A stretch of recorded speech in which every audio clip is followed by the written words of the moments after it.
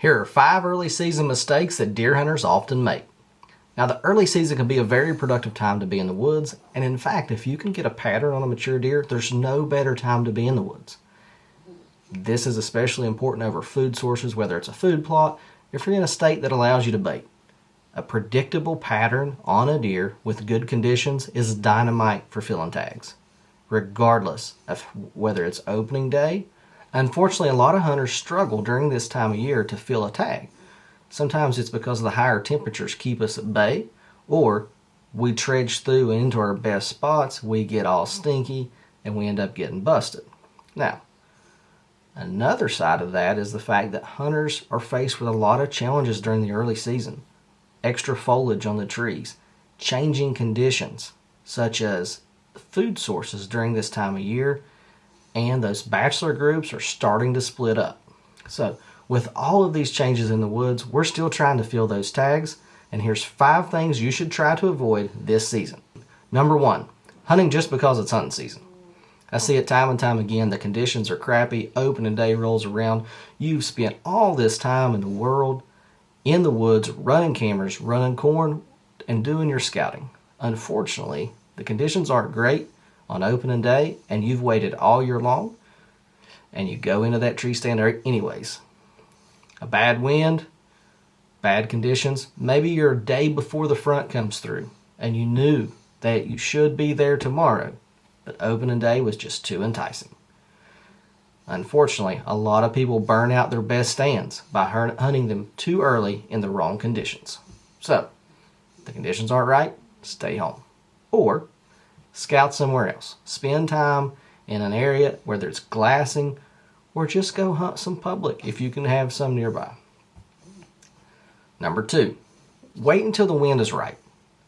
Now, this kind of piggybacks off of number 1, but I want you to understand that wind direction plays a huge factor in the early season. As much as we may try to eliminate our scent, and I'm a scent control guy, I have a very great process for controlling my scent, but at the same time, when it's 80 degrees outside, I'm going to stink. I'm human. I'm going to sweat.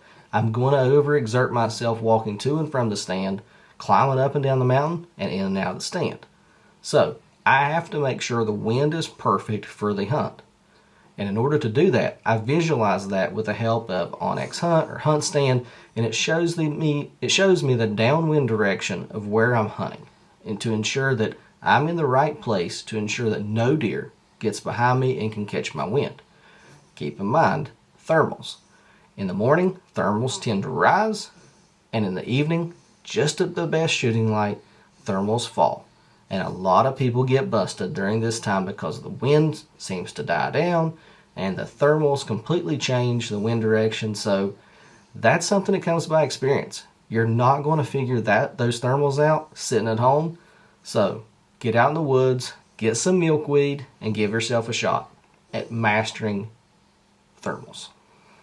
The third thing on our list is field edges.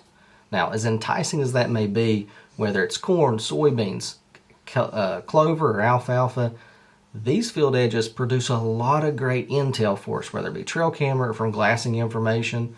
But unfortunately, during the early season, guess what happens?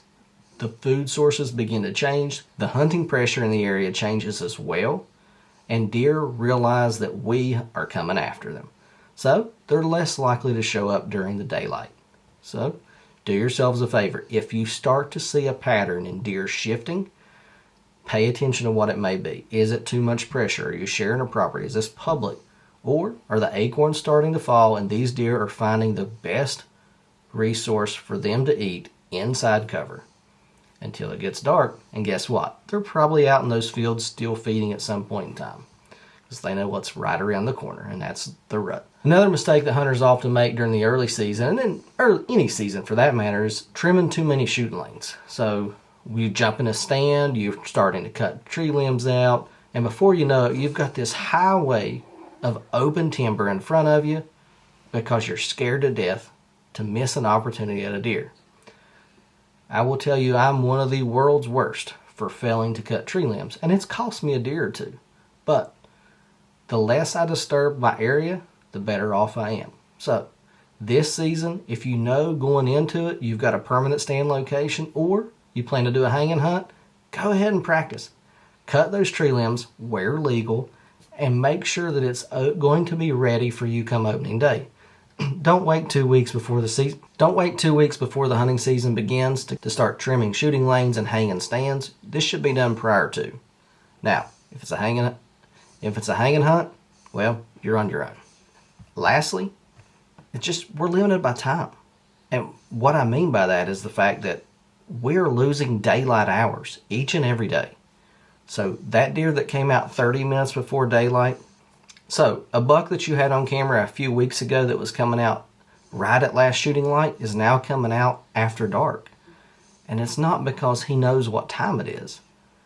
It's because he's still on the same pattern. The problem is there's less daylight hours, so he's not making it to that field or that hunting area as early in the daylight hours as what he was before.